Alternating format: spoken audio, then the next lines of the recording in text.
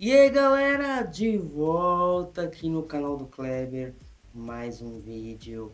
E eu vou falar sobre um assunto. Você já prestou atenção quando você come? Acha que está comendo demais? Acha que só fazendo aquela dieta ou aquele exercício físico ainda não estão fazendo efeito? Eu volto depois da vinheta para comentar o que pode te auxiliar. Até mesmo um ditado quando a mãe da gente diz: meu filho, come devagar, roda a vinheta.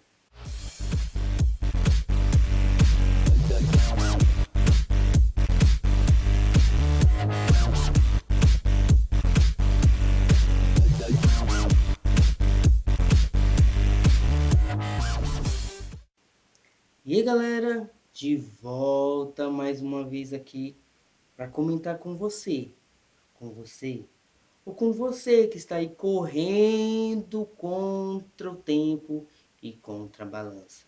Uma pesquisa feita pela Universidade dos Estados Unidos diz que se nós prestarmos atenção no nosso mastigar,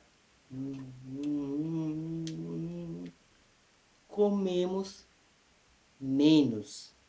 Exatamente. Quando você vai ali no cinema, assistir aquele filme sensacional e come aquele pacote enorme de pipoca rápido e fica louco para comer outro porque o filme é longo. Mas por que você comeu tudo aquilo? Porque o seu cérebro estava distraído com o filme e o seu cérebro não se atentou à sua mastigação e você comeu mais e tinha mais vontade ainda de comer.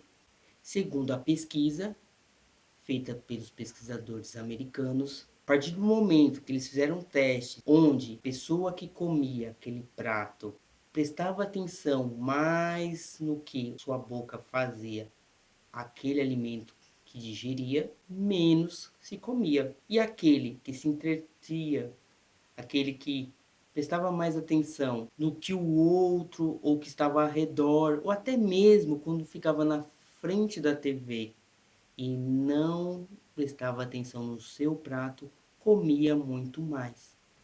Todo mundo lembra quando é criança, os nossos pais, nossas mães ficam lá. Presta atenção, come devagar, mastiga direito.